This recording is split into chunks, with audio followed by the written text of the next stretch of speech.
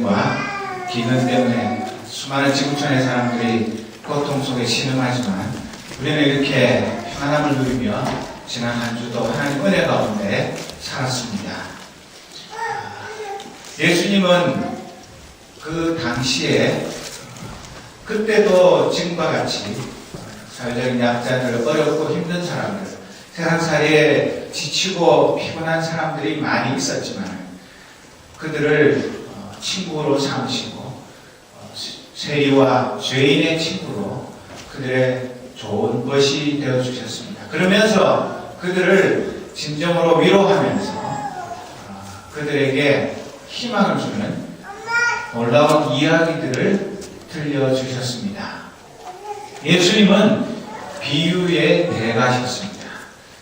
똑같은 이야기라도 훨씬 더 이해하기 쉽고 오래 기억에 남고 그 말씀이 우리 일상생활 가운데 늘 다시 살아나도록 하기 위해서 놀라운 은혜의 말씀을 아주 알기 쉽게 설명을 해주셨습니다. 오늘 읽은 이 누가복음 16장에 있는 이 말씀이 읽기 전에 15장에는 보면 우리가 잘 아는 탕자의 비유가 나오고, 그리고 이 불의한 관리인의 비유 다음에는 우리가 잘 아는 부자와 거지 나사로의 비유가 나옵니다.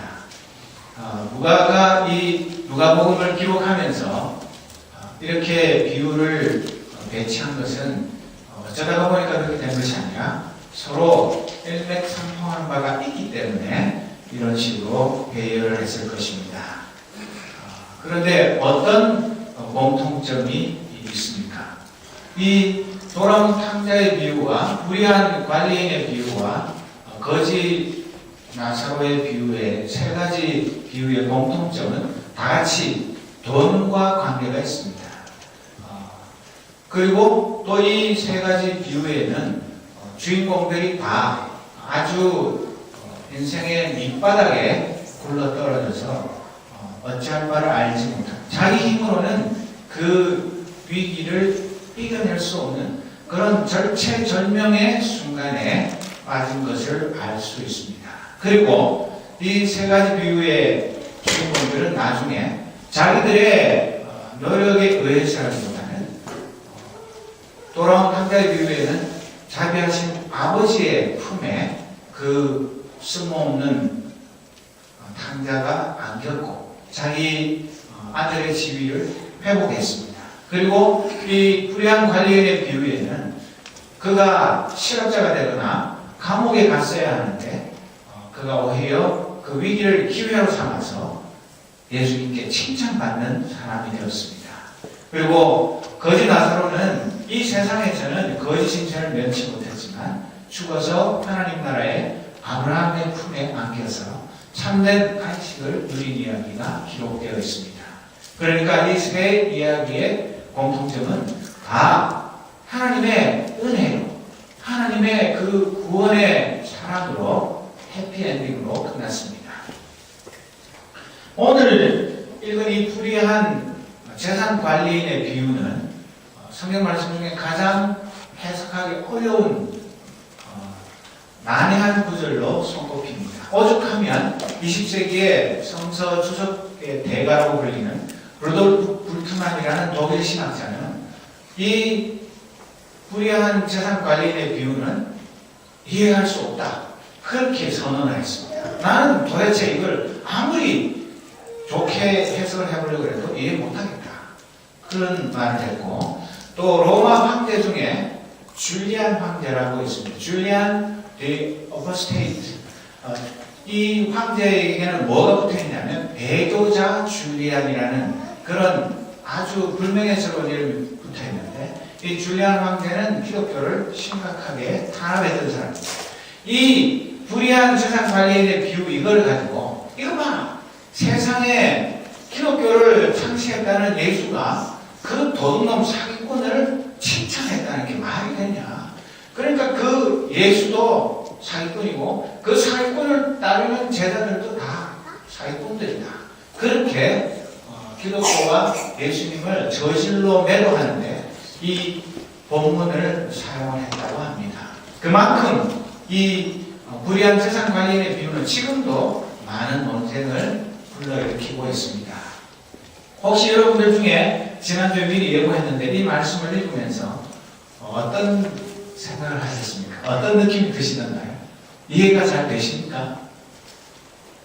그러면 오늘 이 말씀을 우리가 좀 더 깊이 생각해 보면서 진정으로 우리 주님이 이 비유를 통해서 우리에게 가르치시고자 한 것이 무엇인지를 깊이 생각해 보고 또 그 뜻을 우리가 바르게 실천하는 하나님의 자녀들이 되기를 바랍니다. 여러분, 우리가 이 내용은 아주 간단한 것입니다. 잘 아시는 대로 어느 나라에 아주 부자가 한 사람 살았습니다. 그 사람은 땅도 재산도 너무 많아서 자기가 직접 관리를 하지 못하고 재산 관리인 매니저를 한 사람 두었습니다. 그런데 이 매니저가 처음에는 열심히 일을 잘 했기에 매니저로 뽑혔겠지만 세월이 가다가 보니까 주인의 돈을 몰래 빼내어서 꼭 꽃감 빼먹듯이 슬금슬금 빼내어서 자기 개인 용도로 쓰기 시작했습니다. 요즘 말로 하자면 공금을 이용해가지고 집도 사고 또 외제차도 사고 또 명품 옷도 사고 뭐 흥청망청 아주 신나게 잘 썼습니다.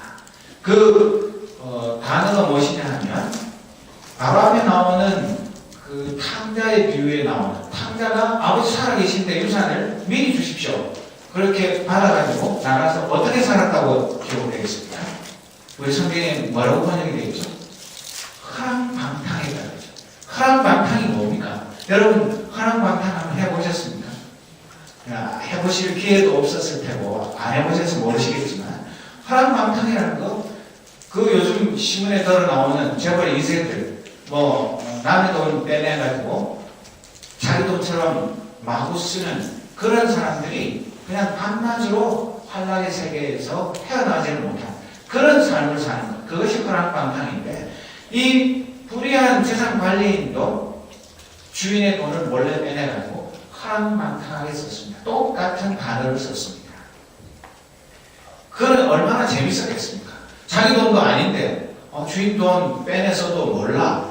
그냥 남의 돈 공돈 가지고 얼마나 신나게 돈을 잘 썼겠습니까? 그런데 꼬리가 길면 밟힌다고 그게 들통 안 나겠습니까? 보는 눈이 한둘이 아닌데 결국은 주위에 있는 사람이 그 주인에게 고자질을 했습니다. 그 당신 집에 있는 관리인 그 사람 조심해야 됩니다.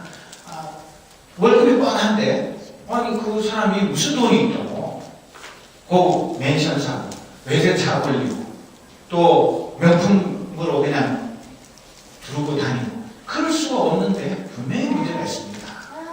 잘 한번 살펴보십시오. 그 이야기를 들은 이 주인이 그 재산 관리 매니저를 불러가지고 도대체 이 소문이 뭐냐? 네가 할 말 있으면 해보아라.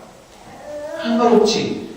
네가 내 돈을 아무 허락 없이 마음대로 빼가지고 허랑방탕했기 때문에 이제부터는 너의 그 매니저직을 박탈하고 해직시키겠다. 너는 이 시간으로 파이어를 다. 그리고 네가 관리하는 모든 회계장부를 정리해서 나에게 넘겨라. 그런 명령이 떨어졌습니다. 올 것이 온 거죠. 그런데 이 사람이 떳떳하다면 얼마든지 항의를 하고 아닙니다. 내가 언제 그랬어요. 그거는 헛소문입니다. 나는 결백합니다. 그렇게 주장했겠지만 자기가 실제로 허랑방탕하게 주인의 돈을 몰래 썼기 때문에 이 100개라도 할 말이 없어서 꼼짝없이 그 모든 해직당하고 회계장부를 넘겨야 될 그런 위치에 섰는데 오늘 읽은 성경에 뭐라고 나옵니까? 이 매니저들이 가만 생각해보니까 기가 막히지 않습니까? 그렇게 될 줄은 언젠가 그날이 올 줄은 알았지만 막상 닥치니까 큰일 난 거예요. 밖에 나가서 막노동을 하자니 몸이 따라주지 않고 또 그렇다고 해서 구걸을 하자니 창피하고 자존심 상해서 구걸도 못하고 그러면 이러지도 저러지도 못하는 진퇴양난입니다. 이미 자기는 사회적으로도 칼침범으로 매장을 당하고 또 직장도 잃었고 어디 마땅히 다른 재취업할 수 있는 그런 기회도 없습니다. 감옥 안 가면 천만 다행인 그런 상황에서 이 사람이 어떻게 해야 되죠? 만약에 여러분들이 이 불의한 관리인의 입장에 있었다면 무슨 묘수가 있겠습니까?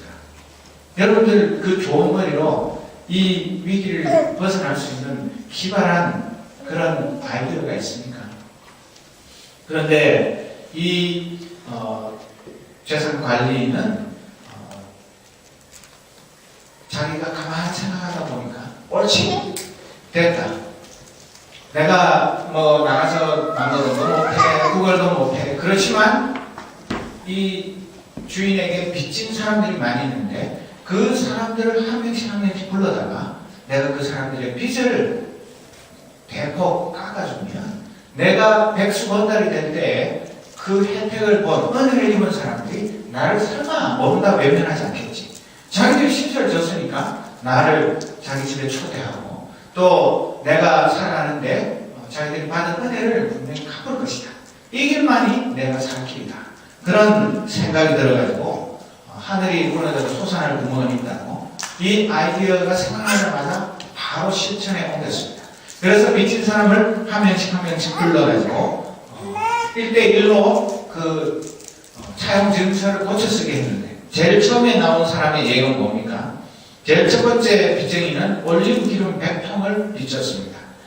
그에게 즉석에서 50통으로 고쳐쓰게 했습니다. 그 비용은 당시 돈으로 1000데나리온. 1데나리온은 정상적인 노동자가 하루 품삯이 1데나리온이니까 1000데나리온이면 꽤 큰 돈입니다. 요즘 일당이 얼마쯤 합니까? 만약에 5만원이면 5천만원이고 10만원이면 1억이나 되는 돈입니다. 그것을 절반을 뚝 잘라가지고 고쳐 쓰도록 했습니다. 그리고 또 한 사람은 뒤에 왔는데 뭘 빚었습니까? 밀 100부대를 빚었습니다. 이것은 80부대로 고쳐 쓰게 했습니다. 그것은 당시 현금으로 약 2,500데나리온입니다. 훨씬 더 많이 빚은 겁니다. 그런데 왜 이 사람은 반으로 깎고 어떤 사람은 20%만 깎아주는가? 그게 아니라 그걸 잘 계산해 보시면 아시겠지만 똑같이 깎아준 것입니다. 1인당 500데나리온씩 그렇게 깎아준 것인데 어쨌든 그렇게 깎아주니까 어떻게 됩니까? 이 빚쟁이들은 아무 생각도 하지 않고 있었고 내가 너무 빚이 많으니까 좀 깎아주시오 부탁도 안 했는데 갑작스럽게 불러서 가니까 그 빚을 그렇게나 많이 탕감해주면 얼마나 기쁘고 감사하겠습니까? 그래서 이 재산관리, 불의한 재산관리인은 자기가 쫓겨날 그 위기에서 이 탈출 계획을 그가 이미 자기 주인에게서 경험한 자비의 모든 것을 거는 것인데 만약 실패하면 그는 확실히 감옥에 갈 것이고 만약에 성공하면 그는 그 공동체에서 영웅이 되는 이 둘 중에 하나인 그 도박, 모험을 한 것입니다. 무슨 말이냐면 주인이 정상적이라면 그렇게 자기 재산을 축냈다면 당장 감옥에부터 가둬놓고 그 다음에 회계장부를 정밀 감사를 해가지고 그 잘못된 것을 전부 다 손해배상을 시키고 또 징역을 몇 년 살고 완전히 전과자에다가 아버지가 되도록 만들어야 보는데 단지 해직만 시킨 것. 그것은 주인이 그렇게 할 줄 몰라서가 아니라 이 재산관리인을 불쌍히 여겨서 자비를 베푸신 것. 그것을 기회로 삼아서 이 사람이 그렇다면 내가 한 번 더 그 주인의 자비를 의지해가지고 모험을 한 것입니다. 이왕 망가진 건데 뭐 이렇게 해가지고 감옥에 간들 어떻게 할 것이며 만약에 이게 잘 되면 전화위복이 되어서 내가 살 길을 찾을 수 있다. 그런 지혜를 발휘한 것입니다. 그래서 이 재산관리인이 한 것은 자기가 그 허랑방탕한 삶도 살아가고 또 남의 돈을 제 돈 쓰듯이 물 쓰듯이 써가고 그리고 이제는 해지까지 당해서 아무것도 가진 것 없는 빈털터리가 되고 보니까 지금까지 자기가 살아온 삶이 얼마나 허망한가 그것을 알게 된 것입니다. 그것이 가장 큰 소득입니다. 여러분 성실하게 돈을 벌면서 착실하게 사는 것 그것이 우리의 기본적인 도리이긴 하지만 이런 사람같이 죄가 많은 곳에 은혜가 많다고 이렇게 이미 죄의 길로 들어서서 패가망신의 길에 접어든 사람이었지만 그가 발견한 것은 놀라운 은혜의 세계, 자비의 세계, 용서의 세계를 이 사람은 발견한 것입니다. 그렇기 때문에 자기만 그 세계를 누리는 것이 아니라 자기가 발견한 그 세계, 비록 다른 사람들은 돌을 던지고 나쁜 놈, 파렴치한, 사기꾼, 온갖 욕을 할지 몰라도 이미 자기는 주인의 자유를 입은 사람으로서 자기가 받은 그 자비와 은혜와 용서를 다른 빚쟁이들에게 그것을 나누어주고 소개하고 초대하는 그런 일들을 한 것입니다. 그래서 이 비유의 핵심적인 이야기는 이 불의한 관리인이 빚쟁이들의 빚을 삭감해 준 것, 그것에 있다고 말하는 것입니다. 그런데 우리가 방금 본 말씀에 있는 8절에 보면 다른 번역으로 여기에 놀라운 소식이 있다. 주인은 이 부정직한 관리인을 칭찬했다. 왜 그랬겠느냐? 그가 제 앞가림을 할 줄 알았기 때문이다. 주인이 그 불의한 일꾼이 슬기롭게 행동한 것을 보고 그를 칭찬했다. 이렇게 번역하고 있습니다. 첫째, 가장 큰 오해는 여기서 생기는데 그 불의한 재산관리인이 주인의 돈을 유용한 것, 그것이 첫 번째 잘못이고 두 번째 더 이해가 안 되는 것은 여기 주인이 칭찬했다고 이야기가 기록되어 있는데 이 주인이 도대체 누구냐? 거기에 대해서 학자들의 의견이 갈리는데 여러분 여기에 번역되어 있는 이 주인이 누구이겠습니까? 그 재산관리인의 원래의 주인입니까? 그렇다면 앞뒤가 맞지 않습니다. 왜 그렇습니까? 자기가 진짜 이 사람을 지혜로운 사람이라고 칭찬하는 것 같으면 해고를 하지 않았을 것이고 만약에 해고를 했다가도 그 사람의 지혜로운 것을 알았다면 다시 복직을 시켜야 될 거 아닙니까? 그런데 전혀 그런 말이 없는 것을 보면 이 주인이란 말이 헬라어 원어에 보면 퀴리오스라는 단어를 씁니다. 퀴리오스는 우리 예수님을 칭할 때 주님 그렇게 쓸 때 쓰는 단어입니다. 그래서 많은 학자들은 여기 나오는 주인은 그 원래 불의한 재산관리인의 주인이 아니라 예수님이다. 예수님이 이 부정직한 관리인을 칭찬했다고 말하는 것입니다. 그래도 또 문제가 생기는 것입니다. 왜 예수님이 이 불의한 재산관리인이 두 번이나 상상을 초월하는 일을 했는데 왜 칭찬을 하셨을까? 거기 메시지 바이블을 보면 그가 제 앞가림을 할 줄 알았기 때문이다. 그렇게 번역했는데 그 말은 무슨 뜻입니까? 자기가 백수가 될 위기에서 자기의 살기를 지혜롭게 잘 찾았다. 그런 이야기고 또 이 시온 성경에는 주인이 그 불의한 일꾼이 슬기롭게 행동하는 것을 보고 그를 칭찬했다고 말하고 있습니다. 왜 이 예수님이 그 사람의 행동을 슬기로운, 지혜로운 행동이라고 말했을까? 거기에 대해서 많은 논쟁이 있는 것입니다. 그런데 여기에 대해서 피터슨 목사님은 이 부정직한 관리인에 대한 예수님의 이야기는 악당대로 분별이 있다고 함으로써 일종의 정단 빼기와 지루한 예의 발음으로 종종 그 빛을 잃어버리는 지혜와 관련된 단어를 구출해준다. 이 RSV 같은 데는 보면 분별이 있다 그렇게 번역을 했고 지혜 있다, 슬기롭다. 그 말이 뭐냐면 원래 단어가 지혜롭다는 말인데 이 지혜롭다는 말은 우리가 생각하는 그런 말하고는 여기에서 전혀 다르게 쓰여야 되는데 정자를 빼고 그냥 모범생으로 그렇게 사는 것 그것만 지혜로운 것이 아니라 이 불의한 재산관리인이 위기 속에서 이렇게 남의 빚을 감해주는 것 이것도 지혜라고 말하는 것입니다.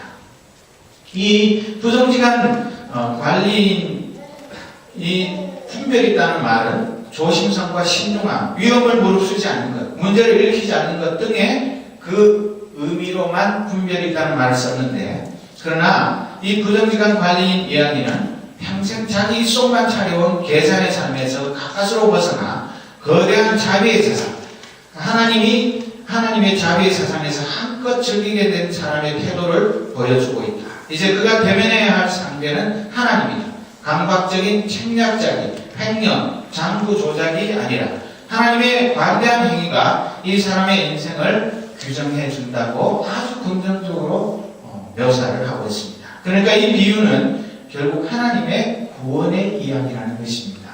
우리가 아직도 여러분들 생각하면 어째서 그것이 하나님의 구원의 이야기가 되고 이 불의한 재산 관리인이 쫓겨날 마당에 주인한테 허락도 안 받고 차용 증서를 그렇게 빚을 감해 준 것이 슬기로운 행동인가? 그렇게 잘 이해가 안 되실지도 모르겠습니다. 그런데 예수님이 세상적 가치 기준으로는 불의한 관리인으로 낙인 찍힌 행동을 슬기로운 행동으로 칭찬하신 것은 세상적 가치 기준을 뒤집어 엎는 혁명적인 폭탄 선언입니다.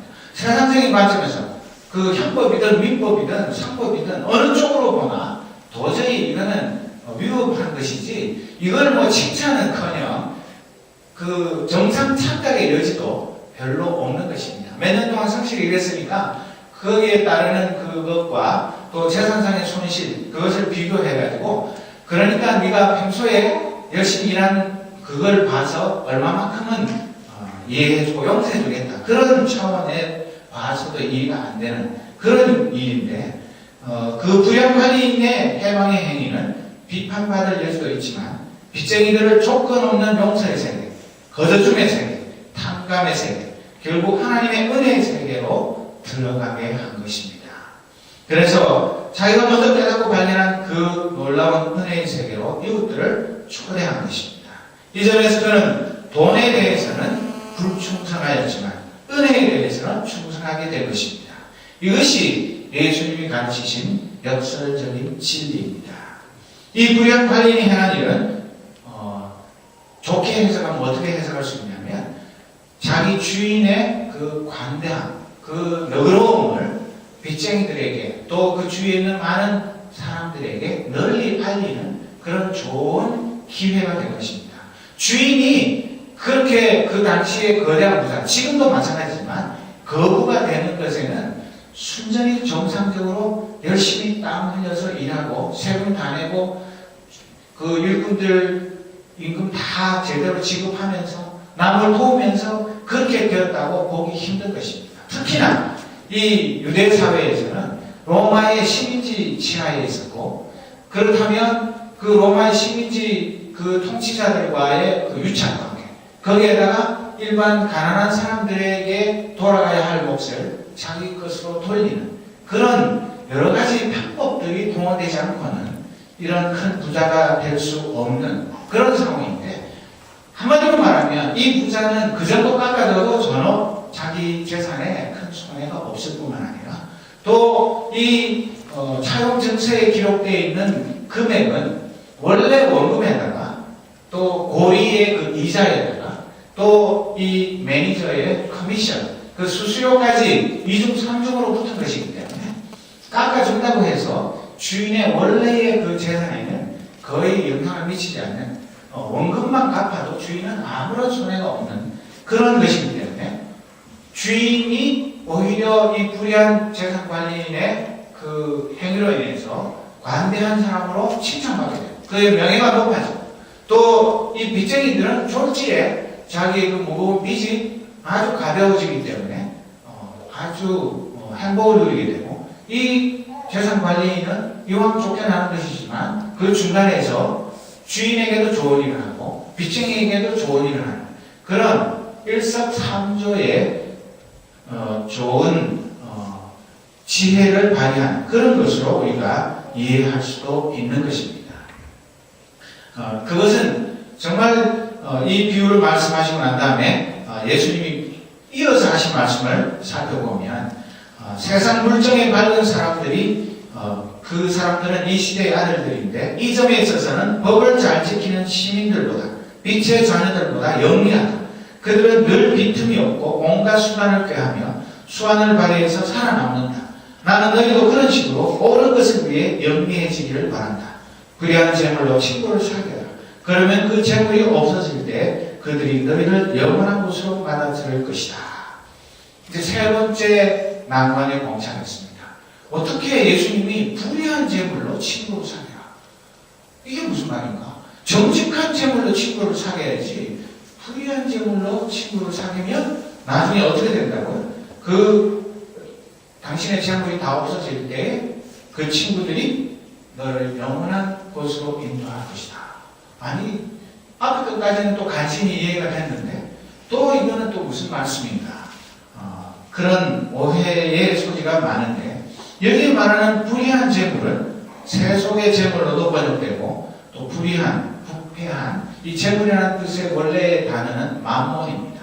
이 만몬의 특성, 우리가 흔히 말하는 재물, 돈 또는 물신이라고 번역을 하는데 이것은 어떤 특징을 가지고 있냐면 프랑스의 유명한 그 신학자인 자크 엘룰이 이 만몬의 특징을 첫째로는 부패, 인간의 의나 하나님의 의와 전혀 관계없는 것입니다. 돈이라는 것은 가치 중립적인 것처럼 보이지만 그 속성상 부패한 것입니다. 둘째로 그것은 굉장한 위력을 가지고 있고 사람들이 돈 때문에 얼마나 많이 죽습니까? 돈 때문에 얼마나 패가 망신합니까?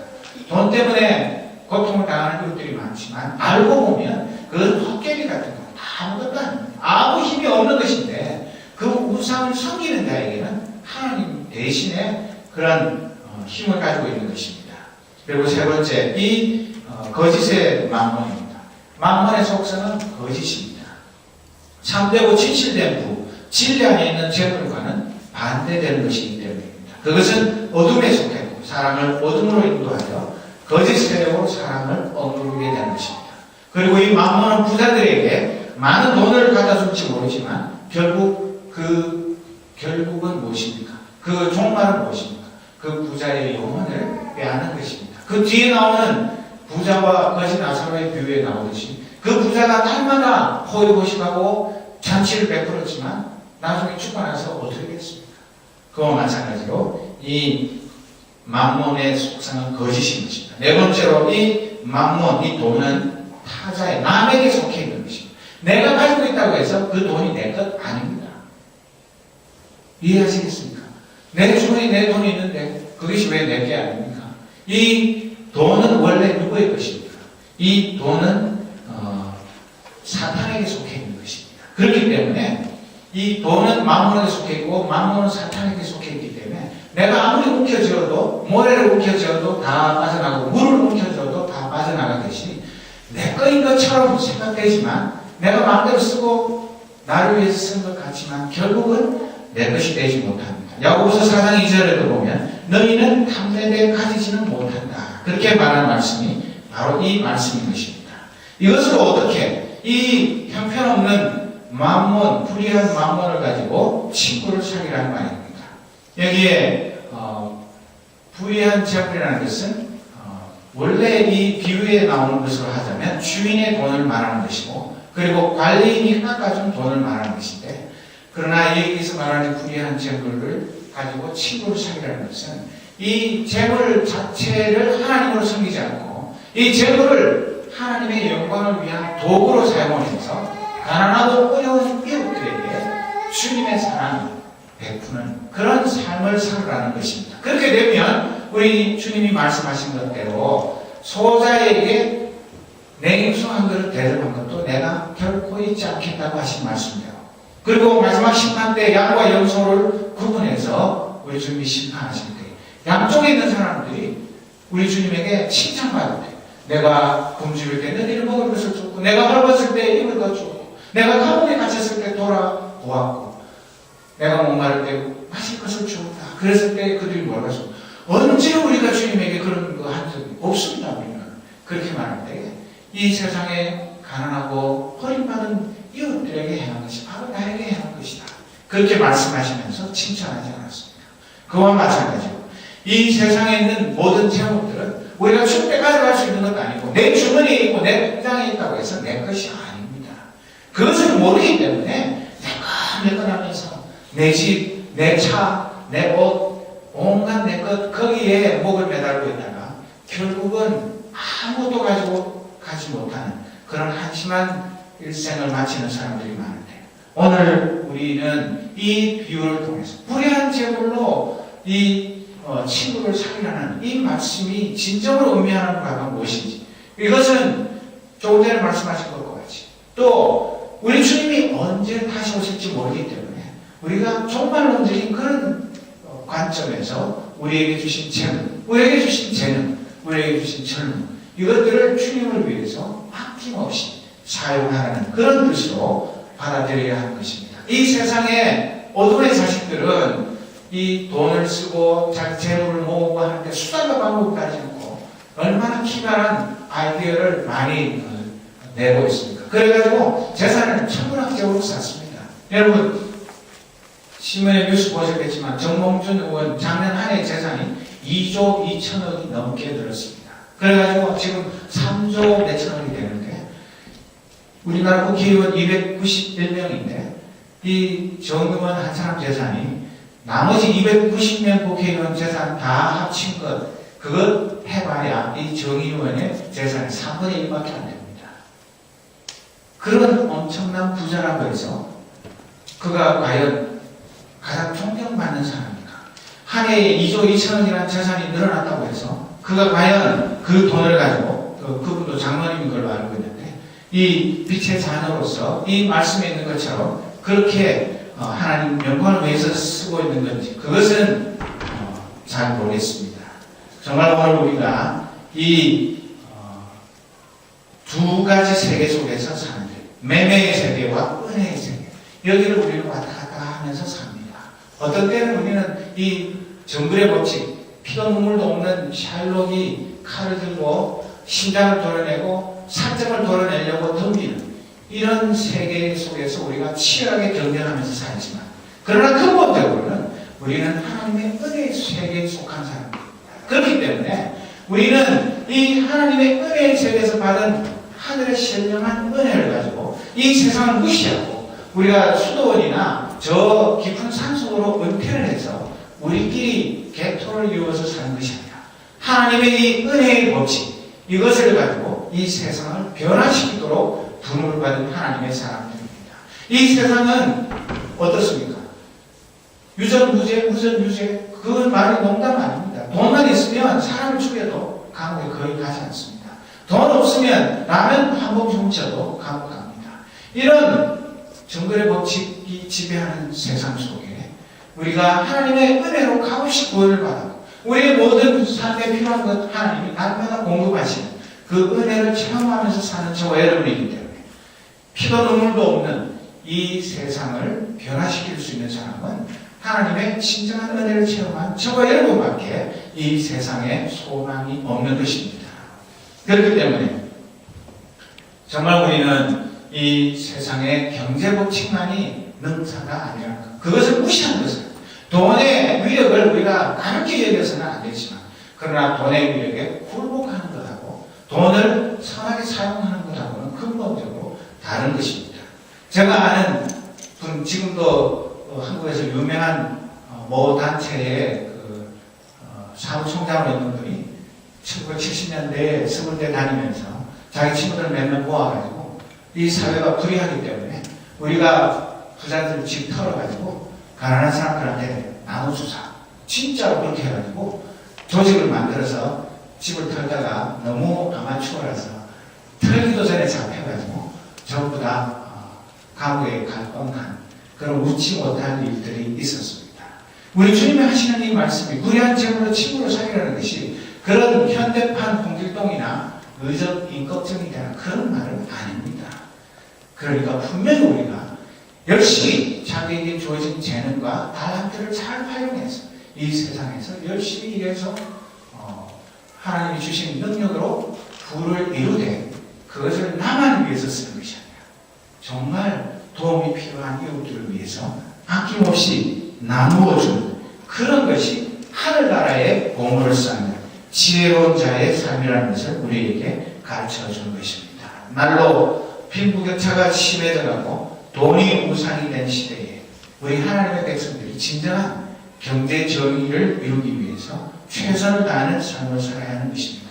지금 한국 사회에는 정우찬 동반성장위원회 위원장과 이건희 삼성회장 간에 논쟁이 벌어지죠. 이익 공유세. 대기업과 중소기업이 서로 상생하는 그런 것에 대해서 전혀 의견이 다르지만 안철수 교수가 말한 것처럼 중소기업이 아무리 열심히 일해서 새로운 기술을 개발해도 대기업들이 그것을 그냥 다 빼앗아가는 이런 불이한 경제 구조 속에서는 중소기업이 설 차이가 없습니다. 그런 것을 경제 제도도 고쳐야 되지만 하나님의 백성들이 그런 불이한 제도도 고치고 또 억울한 일 당한 사람들 편에 서서 그들의 친구가 되죠. 그들에게도 참된 소망이 어디에 있는지를 바른 길을 제시할 줄 아는 그런 하나님의 백성으로 살아가는 것. 그것이 오늘 우리 시대의 소금과 빛의 사명을 다하는 일인 것입니다. 그래서 예수님이 결론적으로 뭐라고 말합니까? 한 사람이, 한 노예가 두 주인을 섬기지 못합니다. 옛날에는 그런 적이 있었다고 합니다. 노예 한 명을 여러 명이 공동으로 소유합니다. 주인은 여러 명이고 노예는 한 명이고 누구 말을 들어야 됩니까? 이 사람 부르고 저 사람 부르고 이 일 시키고 저 일 시키면 헷갈려가지고 아무것도 제대로 못하게 됩니다. 우리는 분명하게 선택해야 되는데 이 만몬을 재물로 선택하는 것이 아니라 영원하신 하나님을 선택해서 하나님을 섬기면서 이 만몬을 잘 이용해서 하나님께 영광을 돌리는 것. 그것이 이 불의한 세상 관리인의 비유가 가르쳐주는 것입니다. 우리가 마태복음 10장 16절 너무나 잘 아는 말씀을 다 같이 한번 큰 소리로 읽어보도록 하겠습니다. 그 앞에 있죠? 시작. 늘 정신을 바짝 차려라. 내가 너희에게 맡기는 일은 위험한 일이다. 너희는 이리떼 속을 달려가는 양과 같으니 너희에게 시선이 쏠리지 않게 하여라. 뱀처럼 영리하고 비둘기처럼 순수하여라. 아멘. 기도하겠습니다. 하나님 아버지, 우리는 날마다 하나님의 베푸시는 은혜와 사랑 아니면 광야 생활하던 이스라엘 백성처럼 한순간도 내 힘으로 살 수 없는 존재들입니다.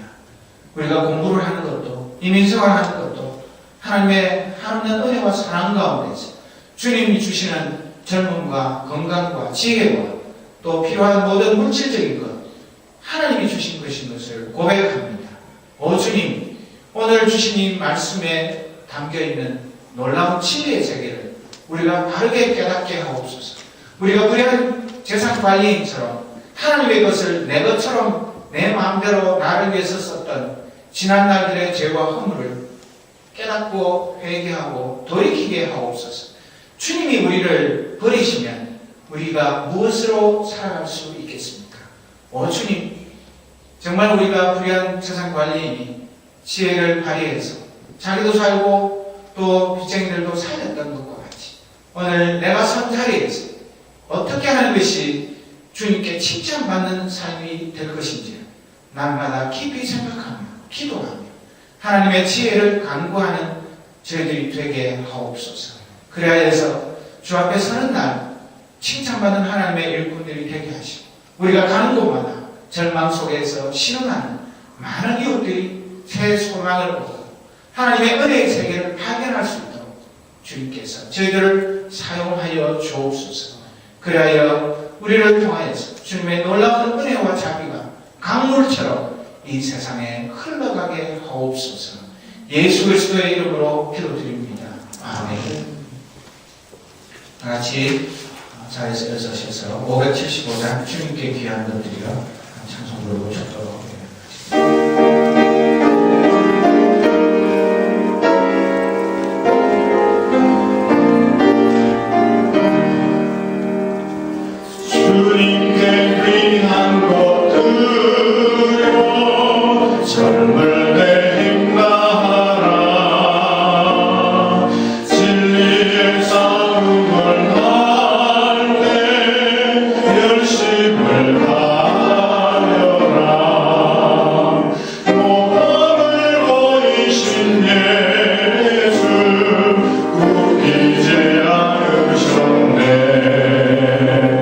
너희는 충성을 다해 주님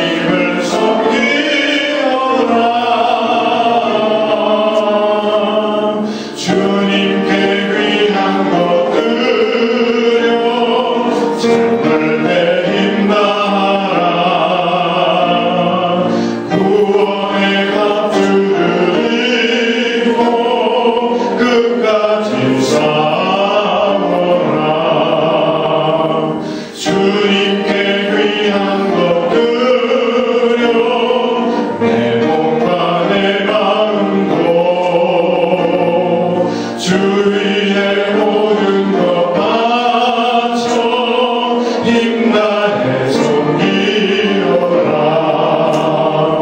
독생자 보내신 정부 은혜를 베푸시니 너희는 정성을 다해 주님을 섬기어라. 주님께 위한 것들요 젊을 때 힘나라. 구원의 각주를 입고 끝까지 싸워라. 우리의 위한 것 모두 주님께 바치려고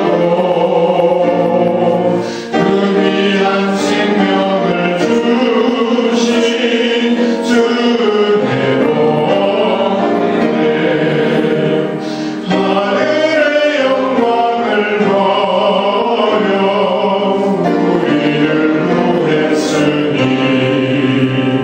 너희는 마음을 다해 주님을 섬기어라. 주님께 위한 것들요 젊을 때 힘나라. 구원의 각주를 입고 끝까지 싸워라.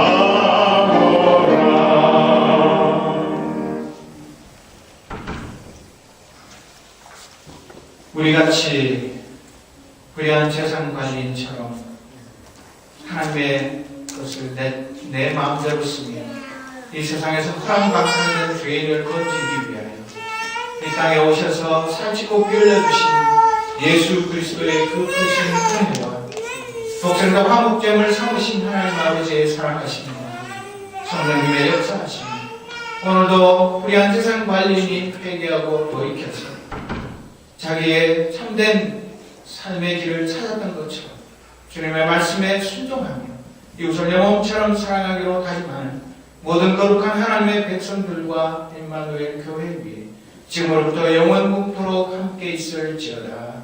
아멘. 주님,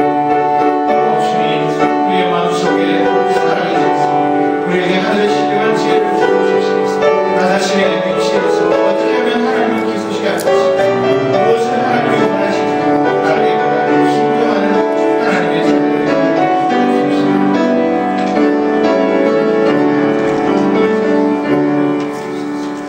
우리 서로 인사 나누겠습니다. 반갑습니다.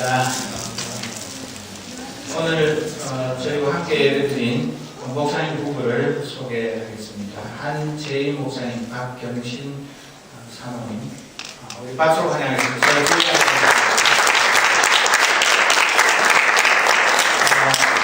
자구의 해산수거차 내렸음에 방문하셨다고 하는데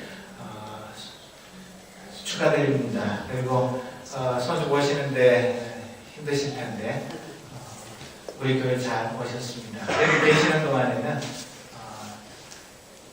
늘 우리 교회에 초청하시고 또 귀한 말씀도 들려주시는 기회를 마련했으면 감사하겠습니다.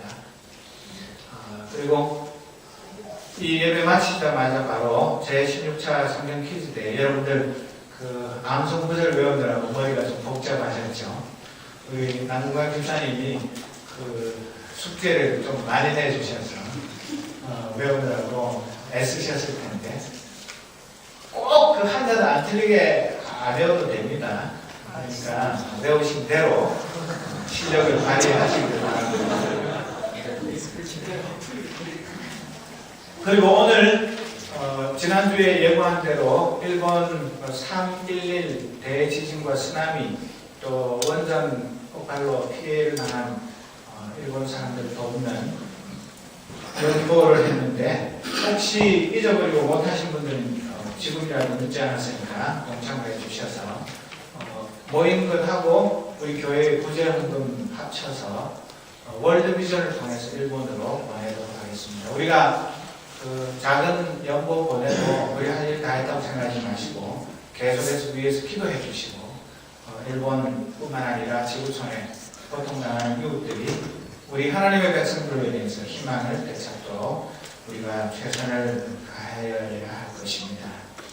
그리고 다음 주일에는 오늘 말씀 다음에 나오는 누가복음 16장 19절에서 31절에 있는 부자와 거지 나사로 비유에 대한 말씀을 전하겠습니다. 여러분들이 미리 읽어보시고 그 말씀의 비밀을 찾아보시기를 바랍니다. 그리고 주사랑리더 모임은 저녁 식사 후에 있습니다. 그리고 저는 내일부터 수요일까지 시카고에서 열리는 교단 헌법수정위원회 회의에 참석을 할 것입니다. 그래서 화요일 새벽은 김우식 집사님 수고를 해주시고 수요일은 우리 남궁강 집사님 청년부 우리 태원적으로 하는 새벽인데 밤을 새우는 한이 있으실 때도 잠깐 와서 수요일 새벽 기도를 인도해 주시기 바랍니다. 그러면 바로 이어서 우리 남궁강 집사님 나오셨습니다. 밑에 내려갈 겁니다. 네, 그러면 내가 성경 공부, 퀴즈 공부 안 했으니까 나는 빠지겠다 그런 생각하지 마시고 바로 지하 신교실에 내려가셔서 조별 성경 퀴즈 대회를 진행하도록 하겠습니다. 당연히 아까